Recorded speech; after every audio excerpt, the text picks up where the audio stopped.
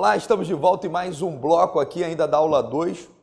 Nesse bloco nós vamos tratar do tema, solta na tela, Latino, artigo 82 a 87. Vamos tratar aí, das despesas do processo, dos honorários advocatícios e também das multas. Vamos estudar o artigo 82 ao artigo 97. Deixa na tela, Latino. Olha só que interessante. Além de tratar da responsabilidade por danos processuais, o CPC regula a responsabilidade também pelas despesas do processo, pelos honorários advocatícios e pelas multas. Por despesas, o que se entende por despesas? É bom que se tenha claro desde logo, para que entender que despesa não se compreende somente as custas do processo.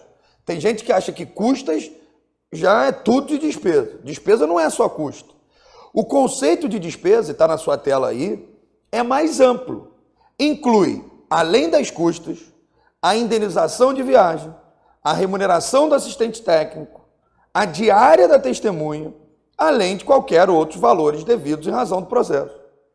Então veja o que está previsto aí no artigo 84 que está aparecendo na sua tela. O artigo 84 que está aí na sua tela diz o seguinte: as despesas abrangem as custas dos atos do processo, a indenização de viagem, a remuneração do assistente técnico e a diária de testemunhas. Tá bom? Então volta aqui comigo lá, Latino, rapidinho. Grifa o artigo 84 aí, grifa. Despesa não é só custos. Diária de testemunha também é despesa do processo. Assistente técnico também é despesa do processo. Indenizações de viagem também são despesas do processo. Então, despesas é tudo isso aí. Não são só as custas. A Banca CESP, por exemplo, já cobrou em concursos, dizendo que as despesas do processo são únicas e especificamente relacionadas às custas processuais. Errado. Cuidado em prova. Despesa é um conceito mais amplo. Tem uma abrangência muito maior. Cuidado aí, tá bom? Solta na tela, Latino. Olha que maneiro. Um tópico do livro do Alexandre Câmara. Solta aí na tela, Latino. Esse top 10 aqui, tu vai ler 200 livros. Olha só o que diz o professor Alexandre Câmara. No que concerne às despesas processuais, estabelece o artigo 82 um ônus para as partes de adiantar as despesas dos atos que realizarem ou requererem no processo. Caso o ato tenha sido determinado de ofício ou por requerimento do Ministério Público, quando atua como fiscal ou como custo legis, na verdade o fiscal ele já é o custo legis, o ônus de adiantamento do demandante. Deixa eu ler de novo, que eu me empolguei tanto com Câmara que eu acho que a leitura não ficou muito boa para você. E perceba que nesse curso quem vai ler os 200 livros para você sou eu, né? Olha o que diz o professor Alexandre Câmara. No que concerne as despesas processuais, estabelece o artigo 82 um ônus para as partes de adiantar as despesas dos atos que a realizarem ou requererem no processo. Ponto. Caso o ato tenha sido determinado de ofício ou por requerimento do Ministério Público, como parte ou como fiscal da ordem jurídica, o ônus de adiantamento será do demandante. Isso está previsto no artigo 82, parágrafo 1º, que está aparecendo na tua tela. Olha só o artigo 82, parágrafo 1º. Incumbe ao autor adiantar as despesas relativas a ato cuja realização o juiz determinar de ofício ou a requerimento do Ministério Público, quando sua intervenção ocorrer como fiscal da ordem jurídica. Volta aqui comigo rapidinho. Na verdade, quando ele requerer como fiscal da ordem jurídica, né?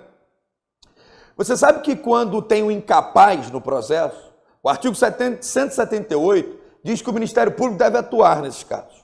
E ele pode requerer provas, perícia, por exemplo. Como ele está atuando como fiscal, se ele requerer uma prova em benefício da parte, quem paga é a parte. E o que eu acho interessante sobre as despesas do processo, e principalmente sobre o artigo 82, e interpretando também a doutrina do Câmara, é que o pagamento pelas despesas do processo, é muito parecido com a regra do McDonald's. Até falava com o Latino outro dia sobre isso. Como é que funciona no McDonald's? Primeiro você paga e depois você come o sanduíche. No processo é assim. Se você quiser pedir uma perícia, você tem que adiantar. Você tem que adiantar. Se você quer entrar com um recurso, você tem que pagar e comprovar entrando com ele. Até o nome das despesas do recurso é interessante, que se chama pré-paro. Pré-paro. Tem até um grande professor de processo civil, que tem um sotaque interessante, pré-paro. É o pré-paro. Então, é o pré-paro. Você paga, depois entra com o recurso. Então, as despesas do processo, elas devem ser adiantadas. E o artigo 82 é muito importante para a sua prova. É lógico que tem exceções. Olha o que diz o artigo 82. Salvo disposições concernentes à gratuidade e justiça, incumbe às partes prover as despesas dos atos que realizarem ou requererem no processo, antecipando-lhes o pagamento. Antecipando-lhes o pagamento, desde o início até a sentença final ou da execução, até a plena satisfação do direito conhecido no título. Então, a regra é de adiantar, antecipar as despesas do processo. Solta na tela aí, Latino. Olha só o livro do professor Humberto Teodoro Júnior. Olha o que diz o professor Humberto. É muito interessante. A prestação da tutela jurisdicional é serviço público remunerado. A justiça não é gratuita. Olha o professor Humberto falando aí. Ó. A prestação da tutela jurisdicional é serviço público remunerado. A não ser nos casos de miserabilidade, em que o Estado concede à parte o benefício da assistência judiciária, que está previsto no Código, entre os artigos 98 e 102, que nós vamos estudar.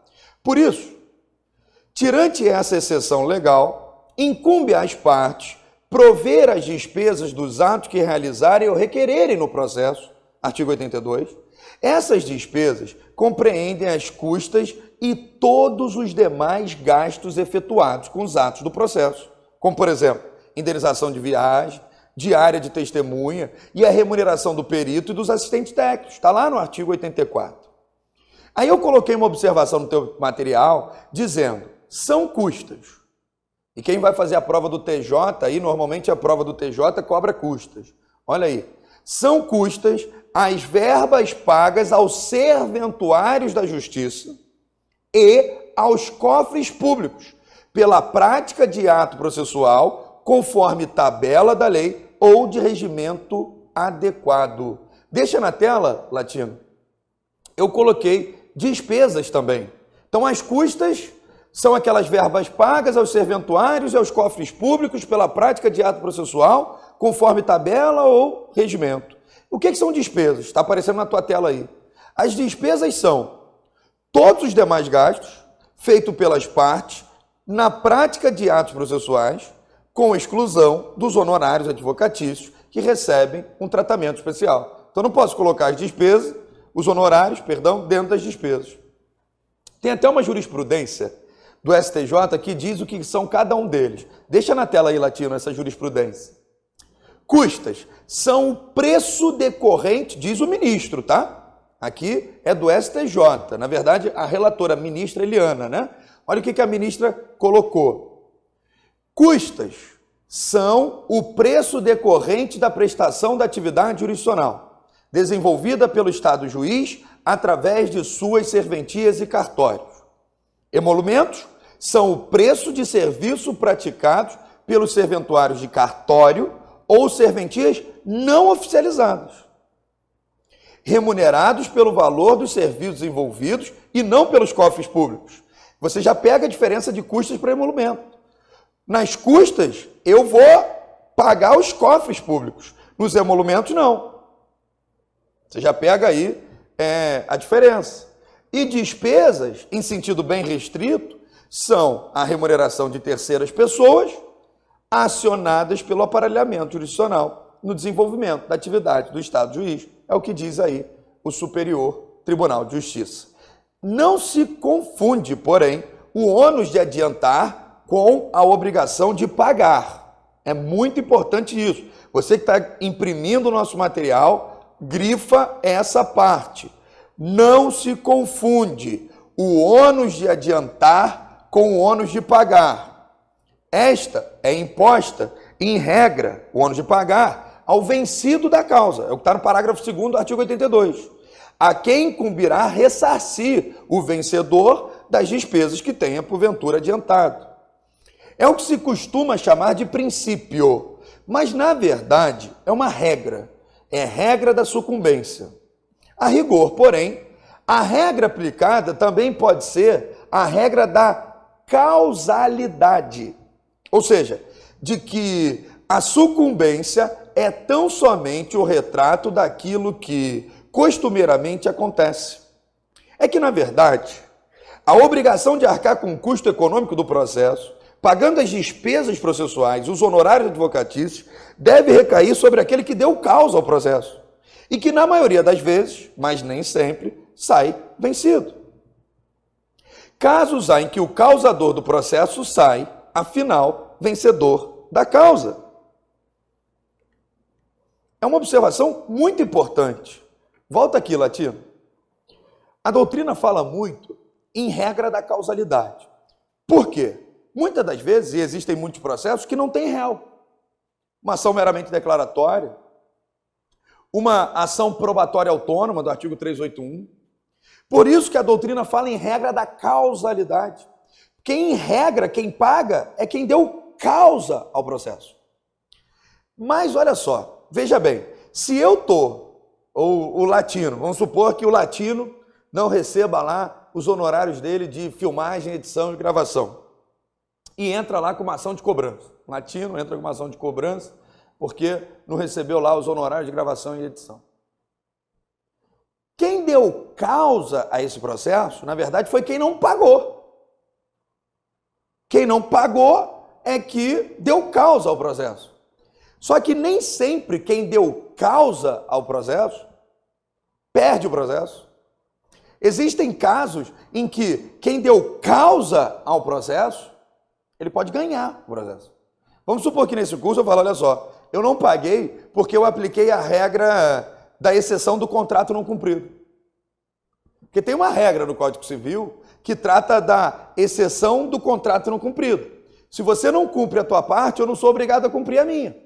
Eu falo, olha, eu não paguei porque você não editou. Se você tivesse editado, teria pago, senão não vou pagar.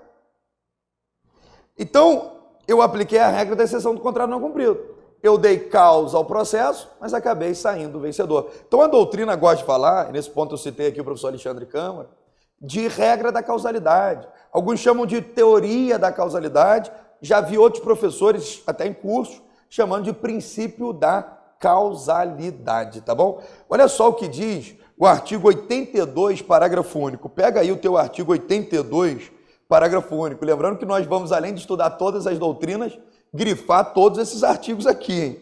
Vamos grifar tudo. Olha o artigo 82, parágrafo 2º. Artigo 82, parágrafo 2º.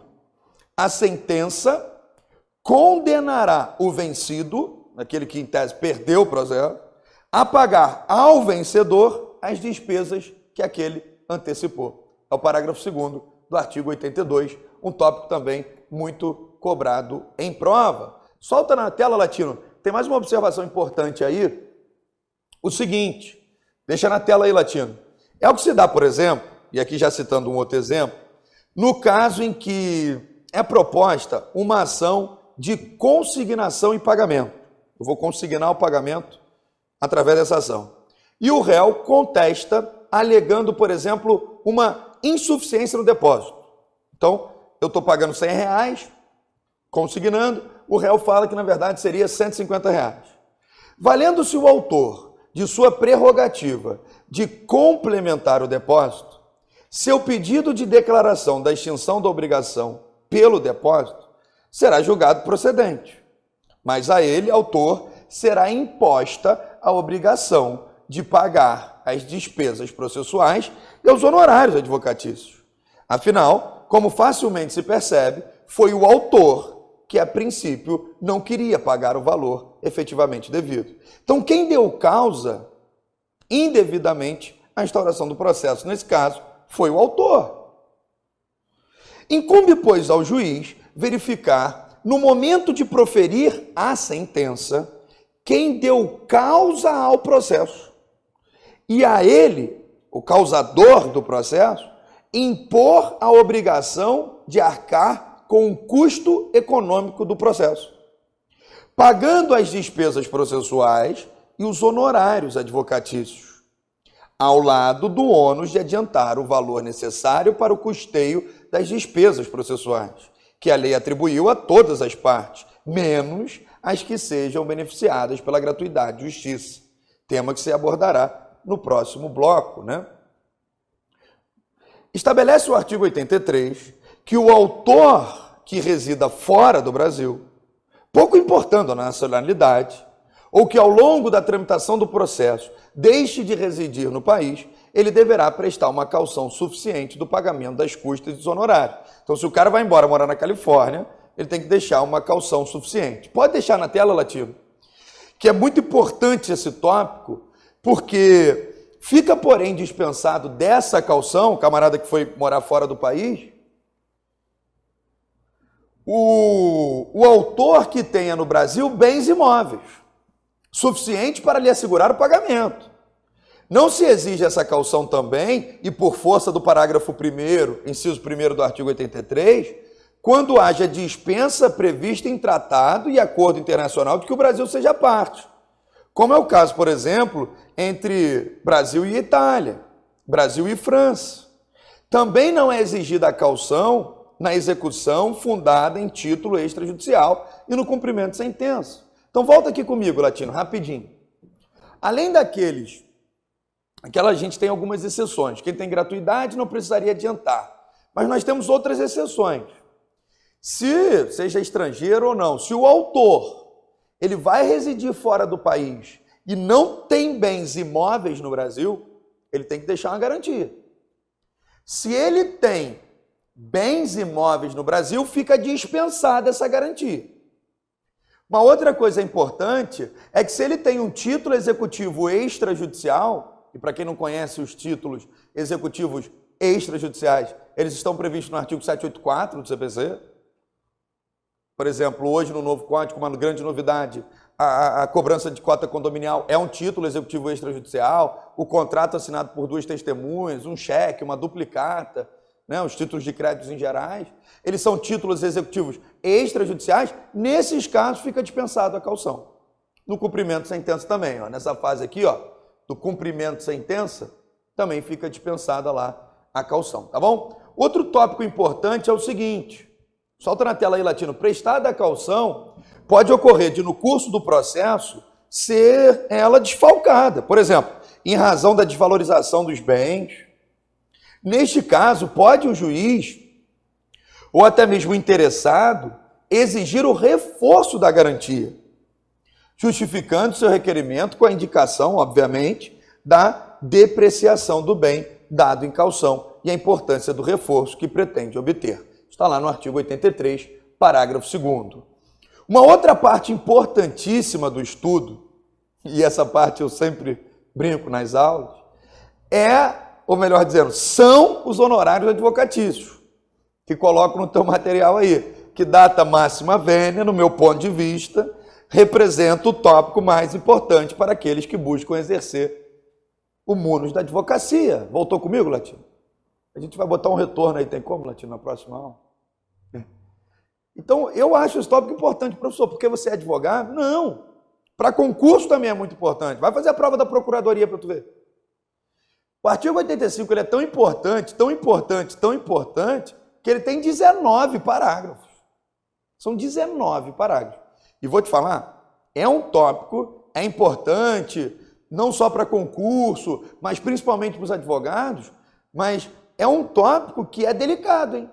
É um tópico que tem muita, assim, peculiaridade. Solta na tela, Latino, vamos com muita cautela a partir de agora, que é um tópico importante. O CPC regula nos artigos 85 e 87 a condenação em honorários advocatícios.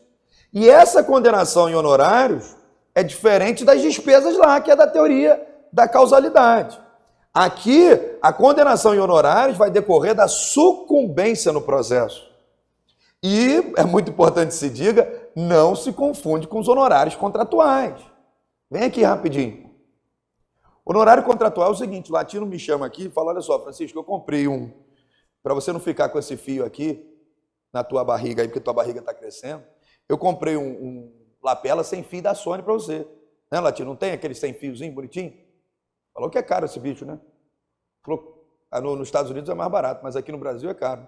Mas o Latino quis dar uma moral aqui, comprou um microfone da lapela sem fio. E aí o microfone veio com vício de qualidade, não está com áudio tão bom assim. E aí o Latino fala, Francisco, eu quero te contratar para ser meu advogado, porque eu já fui na assistência técnica, e a assistência técnica não quis trocar não, e nem quis avaliar. Falou que a culpa é minha, que o professor de português baba muito. Ou o professor, qual outro que baba muito aí, o Latino? Raciocínio lógico, né? Raciocínio, o Marcelo Jardim, lá no Sejúrio, baba tudo. E parece que foi culpa exclusiva do consumidor. Então, o microfone de lapela que eu comprei para você está com problema e a empresa não quer trocar. Latino quer contratar o Francisco para ser advogado dele. Eu falo, beleza, Latino, eu vou te cobrar aí R$5.000 para fazer essa petição inicial. Isso é os chamados honorários contratuais. Honorário de sucumbência é aquele que, se eu ganhar o processo contra a Sony, se ele comprou na Sony, sei lá, qualquer marca, tem outras marcas aí boas, né, Latino? Comprou lá na Sony, a Sony paga os honorários sucumbenciais, se caso ela seja vencida no processo, tá bom? Então é importante que se diga que o CPC, nos artigos 85 ao artigo 87, ele vai regulamentar a condenação em honorários advocatícios decorrente da sucumbência do processo. Mas não podemos confundir com os honorários contratuais. E aqui é um tópico do professor Marcos Vinícius. Solta na tela, Latino. Então, nessa aula 2, deixa na tela aí, Latino, o slide. Na aula 2, nós já vimos o livro do professor Eupídio, vimos o livro do Câmara, vimos o livro do professor Humberto Teodoro Júnior. Toma mais um livro aí. Professor Marcos Vinícius. Professor Marcos Vinícius diz o seguinte: os honorários fixados no processo pertencem ao advogado e não à parte. Amém, senhor? Amém. Vou ler de novo. Os honorários fixados no processo pertencem ao advogado e não à parte, conforme estabelece a Lei 8.906 de 94, que é o Estatuto da OAB. Você que está estudando para a prova da OAB aí, ó, vamos entrar em deontologia agora, né? Você que não está estudando para a OAB, rapidinho aqui, ó, olha o que diz o artigo 23 do Estatuto da OAB.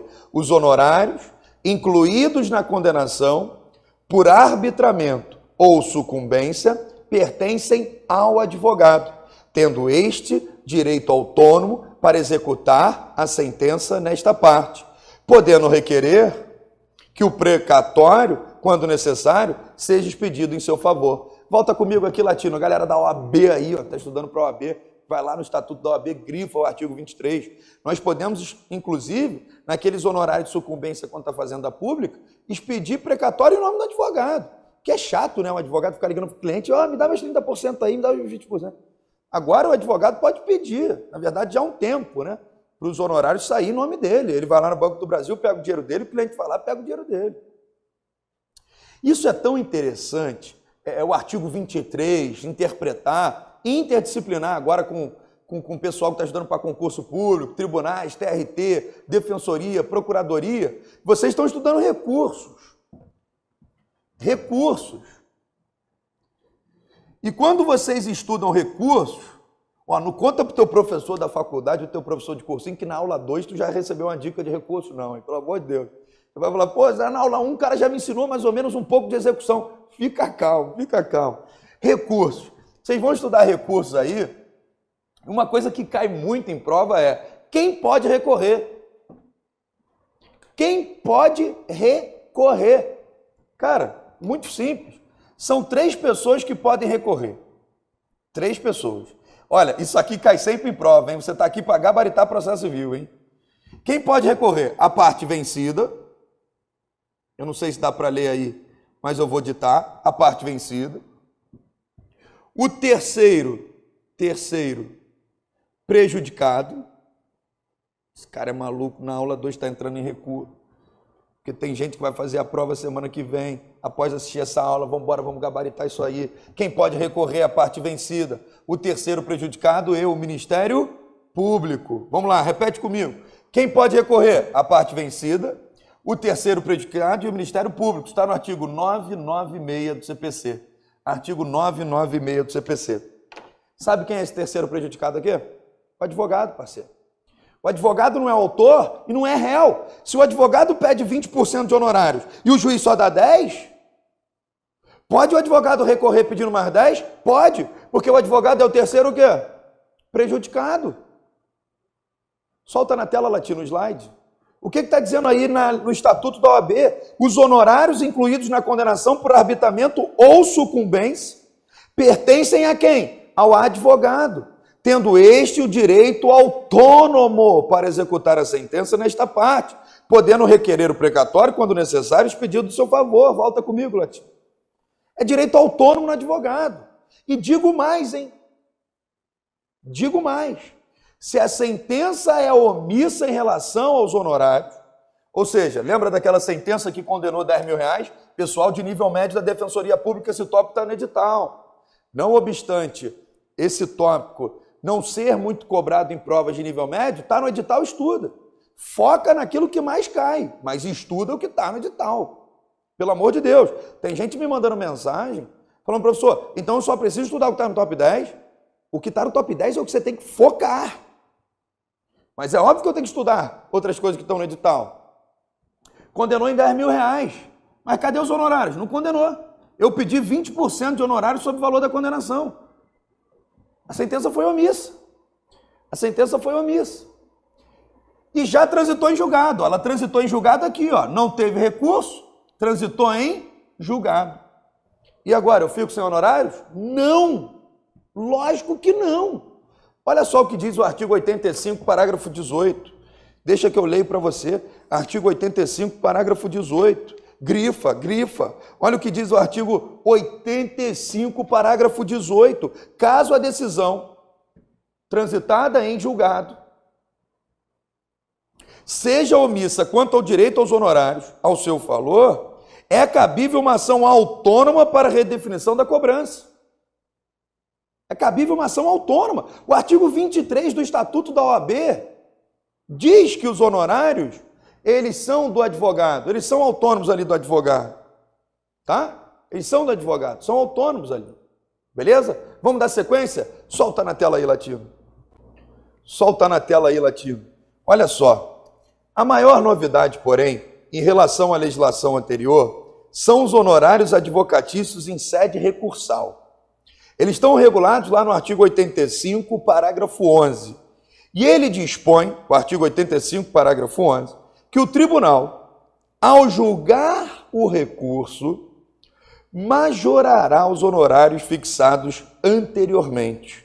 Então, o tribunal, ao julgar o recurso, vai majorar os honorários fixados anteriormente, ou seja, pelo juízo ACO, levando em conta o trabalho realizado em grau recursal. Levando em conta o trabalho realizado em grau recursal. Olha que interessante isso aí que está aparecendo na tua tela. Levando em conta o trabalho realizado em grau recursal.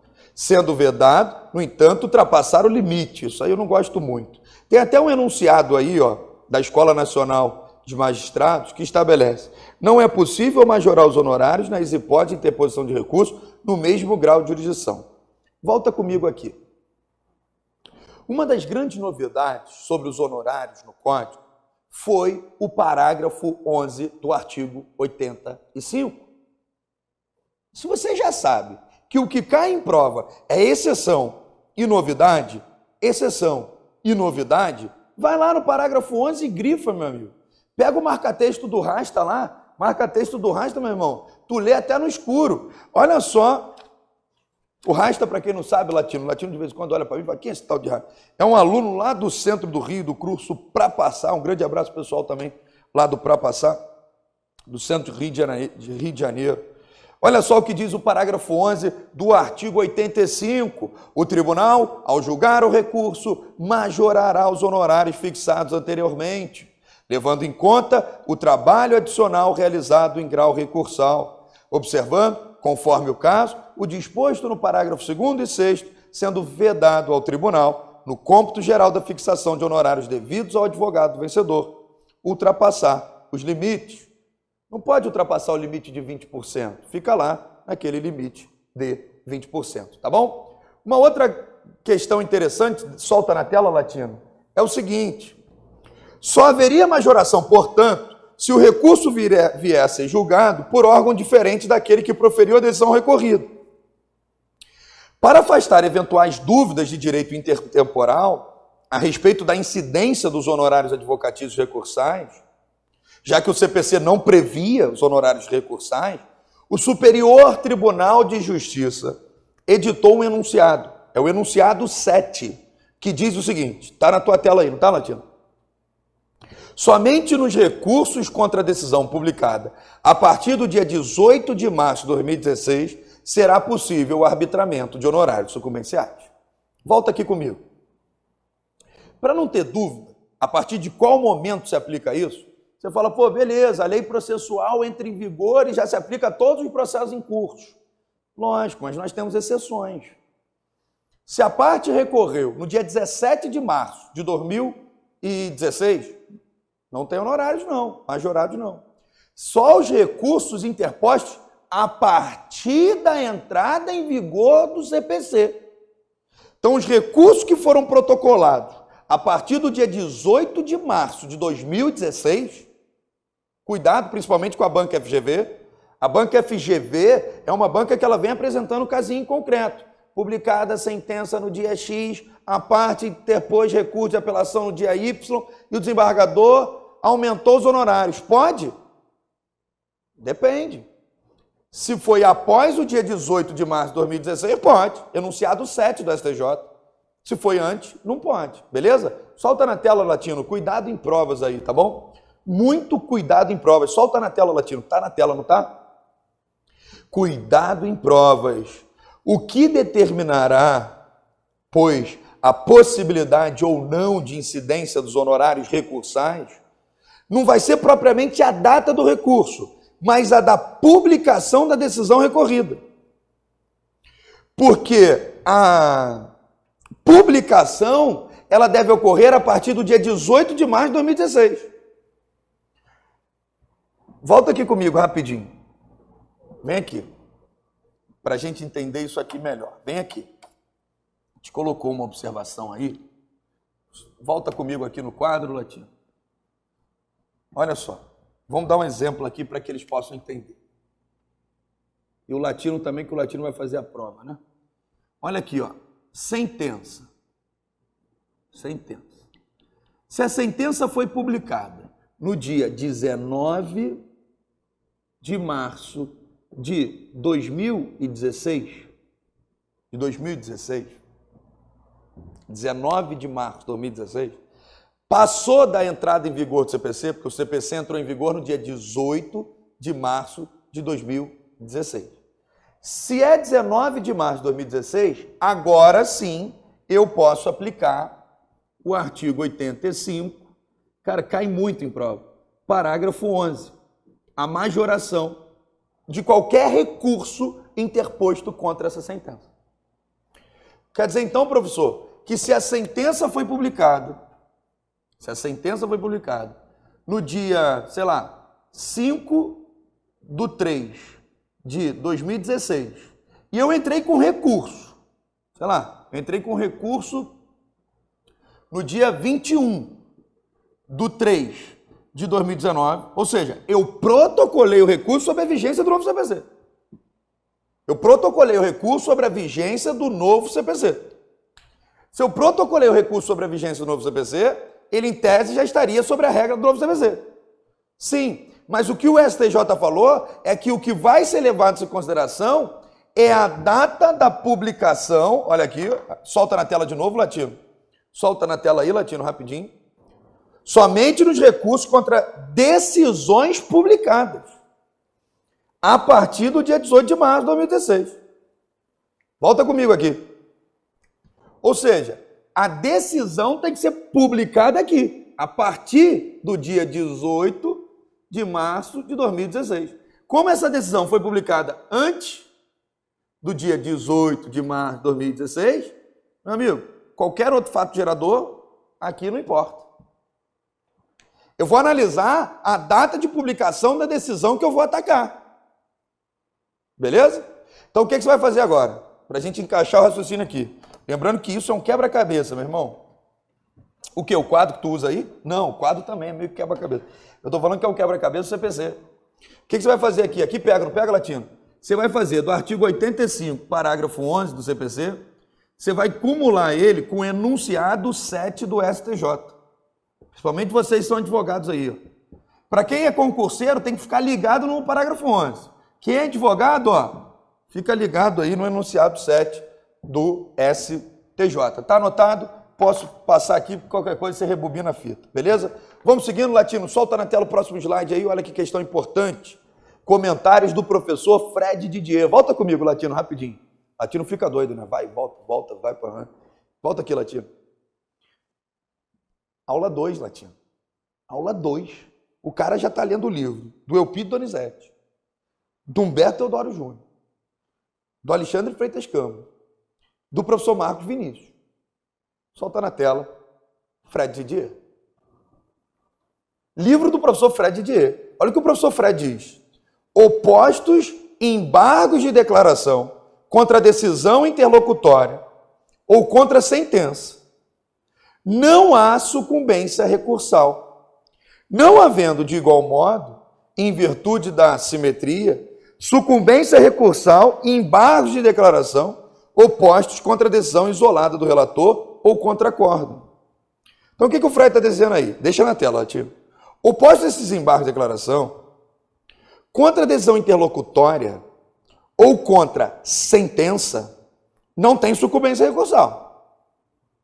Vem comigo aqui na televisão, Latino, para a gente separar aqui esse ponto do livro do professor Fred Didier, para vocês entenderem.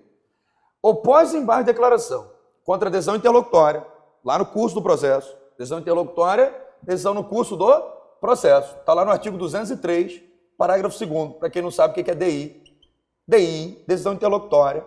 Opostos a embargo de declaração contra a decisão interlocutória ou contra a sentença, não temos aqui, não há sucumbência recursal, beleza? Então, até aqui, ó, não tenho sucumbência recursal. Não havendo, de igual modo, em virtude de simetria de sucumbência recursal, embargos de declaração contra a decisão isolada do relator ou contra acórdão. Não havendo, de igual modo, em virtude da simetria, sucumbência recursal. Então, o que acontece ali?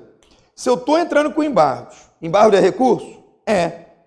Mas eu já não estou lá em cima? Já. Então, qual é a regra do 85, parágrafo 11? 85 aqui, parágrafo 11. É, ó, subiu, majora. Está aqui embaixo, não majora. Essa é a regra. Se eu já estou lá em cima e entro com embargo, não vai majorar. Por que não?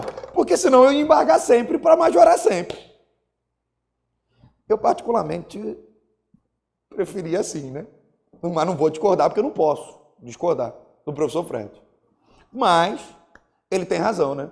Se a regra é aumenta os honorários porque o advogado subiu, se ele já está lá em cima, não aumenta. Tranquilo até aqui? Então, contra a decisão isolada do relator ou contra acórdão, também não vai ter aí os honorários majorados, beleza?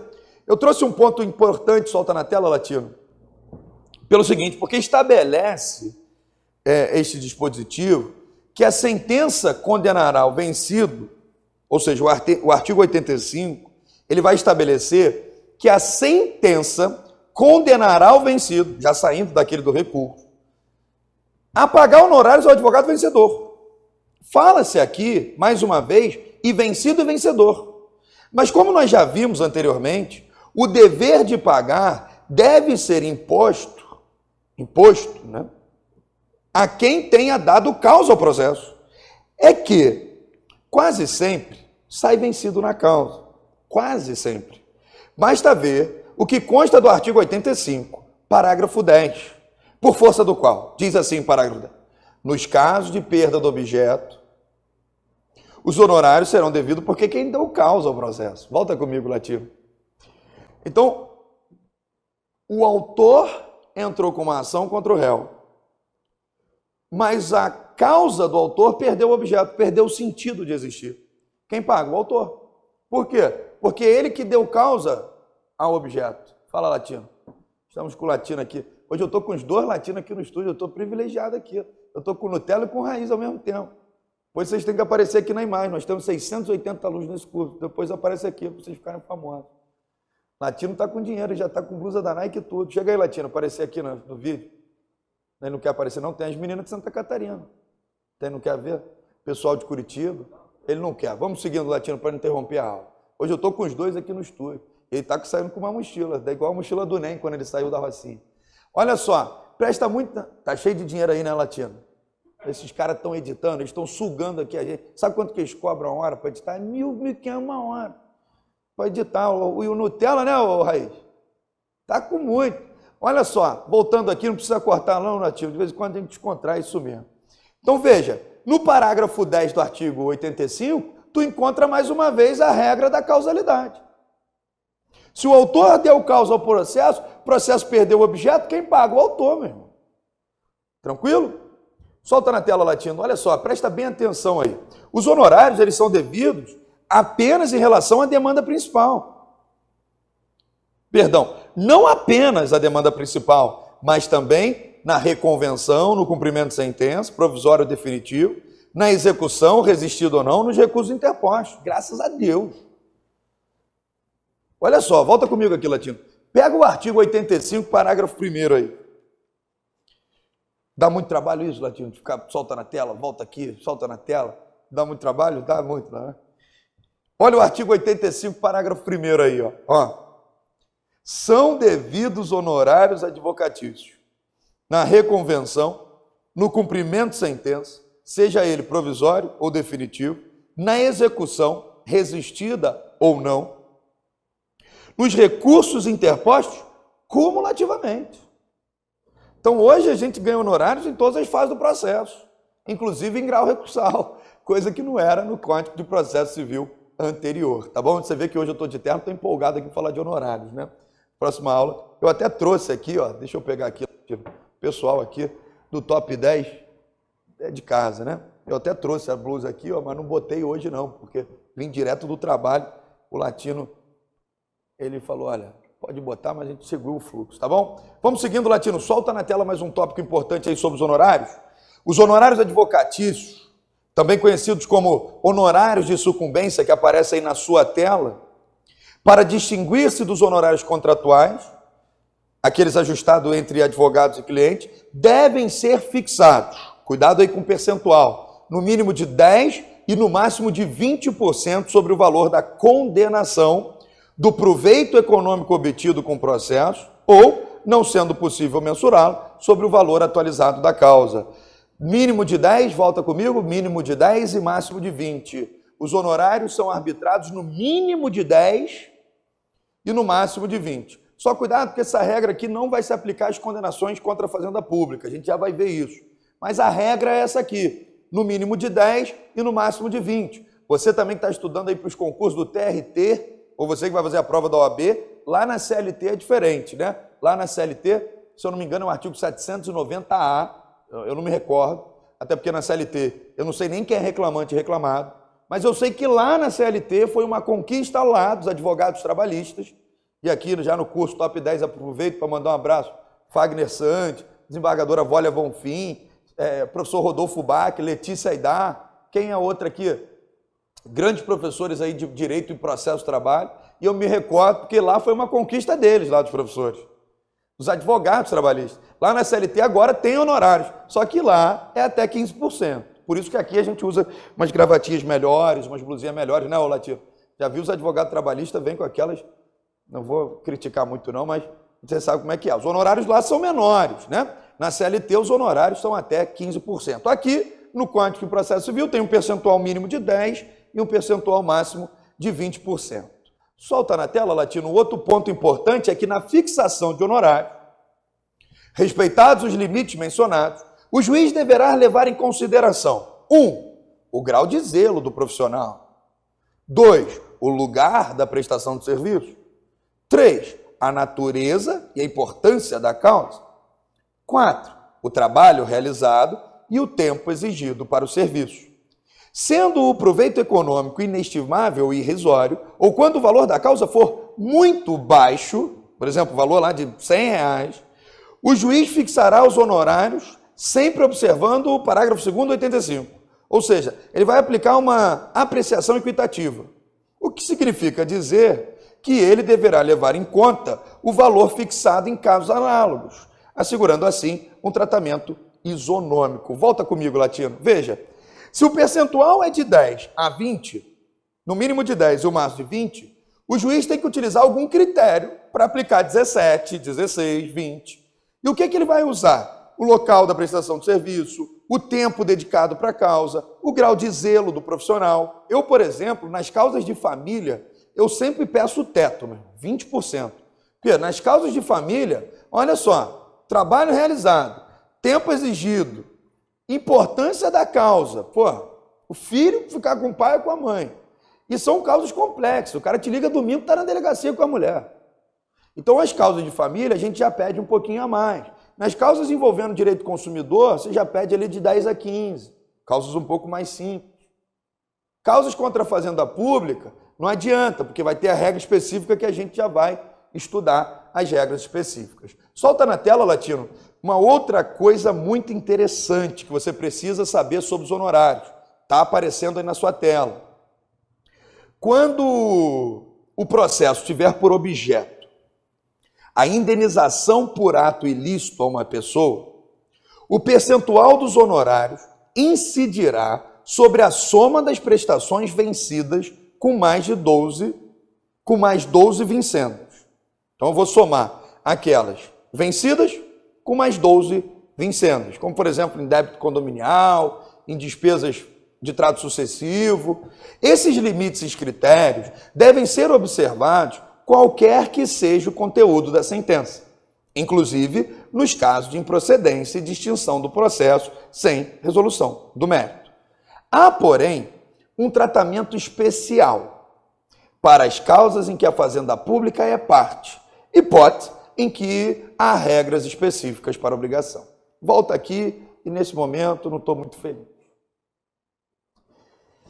Contra a fazenda pública, nós vamos ter regras específicas. Quanto maior a condenação, menor o percentual de honorário. Então, assim, contra a fazenda pública, nós vamos inverter um pouquinho a regra, vamos ter uma regra específica. A regra é, no mínimo, 10 e no máximo 20. Mas, contra a fazenda pública, eu até botei aqui, olha só, solta na tela, Latino. Olha o que eu coloquei aí, ó. Em primeiro lugar, entre parênteses, infelizmente, e aí é um ponto meu, pessoal, Francisco, é preciso destacar que não haverá condenação ao pagamento de honorários nos cumprimentos de sentença contra a fazenda, que ensejam expedição de precatório, desde que não tenha havido qualquer impugnação à execução oferecida. Esse tópico também é importante aí para vocês. Esse tópico também é importante para você grifar no teu código. Deixa eu pegar aqui o artigo. Volta comigo aqui, Latino. Eu não botei o artigo, mas eles estão aqui, ó, no parágrafo 7º do artigo 85. Eu não gosto muito dele, mas você tem que saber para a sua prova que o artigo 85, parágrafo 7º diz: não serão devidos honorários no cumprimento de sentença contra a fazenda pública que enseja a expedição de precatório, desde que não tenha sido impugnada. Então essa é a regra. Se for impugnada, até pode incidir, mas se não for, não vai ter honorários no cumprimento de sentença contra a fazenda pública. Outra coisa interessante é o seguinte, sabe essa multa aqui, ó, quando não cumpre lá no prazo voluntário de 10 mais 10? Não se aplica isso aqui contra a fazenda pública, tá bom? É interessante, mas é triste, né?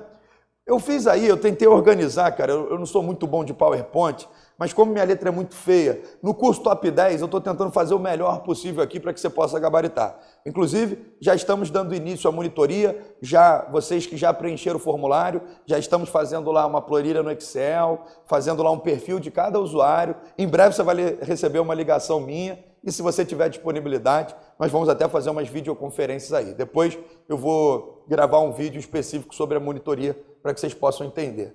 Eu gravei aqui, eu procurei fazer uma organização. Eu não vou chamar isso de mapa mental, porque está longe de ser mapa mental, mas uma organização dos honorários contra a fazenda pública. Solta na tela, Latino. Como é que vai funcionar isso aí, contra a fazenda pública? Deixa eu passar aqui rapidinho. Aqui, ó. Pronto, tá aí. Como é que vai funcionar os honorários contra a Fazenda Pública? Até 200 salários mínimos, a condenação lá, até 200 salários mínimos, quanto que o advogado pode receber? Ele vai poder receber o mínimo de 10% e o máximo de 20%. Então, se a condenação é até 200 salários mínimos, o advogado fica com a regra geral, recebe o mínimo de 10% e o máximo de 20%, deixa na tela, Latino. Agora, se a condenação é acima de 200 salários mínimos e até 2.000 salários mínimos, como é que vai ser os honorários do advogado? Vai ser de 8% a 10%. Agora, se passar 2.000 salários mínimos e for até 20 salários mínimos, perceba que quanto maior a condenação, menor a porcentagem de honorários. Passou de 20.000 salários mínimos, nós vamos ter aí um percentual que é o mais comum, né? Hoje em dia, principalmente municípios, fica ali, né? De 2 a 20.000 salários mínimos, né? Então, teremos lá os honorários de mínimo de 5% e o máximo de 8%. Agora, se a condenação é acima de 20.000 salários mínimos e abaixo de 100.000 salários mínimos, nós vamos ter um percentual aí de 3% a 5% de honorário. Depois eu vou te chamar o professor Marcelo, ele não está aí no curso não, né, o Latino, na Jardim. Eu já ouvi professores falando que acaba dando no mesmo. Eu não gosto disso. Para mim tinha que ser sempre de 10 a 20. Eu não gosto de ler que os honorários acima de 20.000 salários mínimos, a condenação acima de 20.000 salários seria de 3%. Eu não gosto. Mas depois eu vou ver se o Marcelo está aí, se ele consegue dar uma explicada melhor para a gente. Nesse ponto, o que nos interessa saber é quanto maior a condenação, menor o percentual de honorário. E depois, acima de 100 salários mínimos, condenação acima de 100 salários mínimos, nós temos aí o percentual bem pequeno, mínimo de 1% e o máximo de 3%, se a condenação é acima de salário mínimo. Então, o Latino está vendo aqui que a gente ganha pouco, Latino. Advogado, ó, quanto está fazendo a pública, vai ganhar 1%. Tá? Então, toma muito cuidado com esse tópico aí. Já deu o tempo, né, Latino? O slide vai ficar disponível aí, para esse bloco não ficar muito cansativo para você e para mim. Eu destaquei os pontos mais importantes dos honorários advocatícios. Eu espero você no próximo bloco.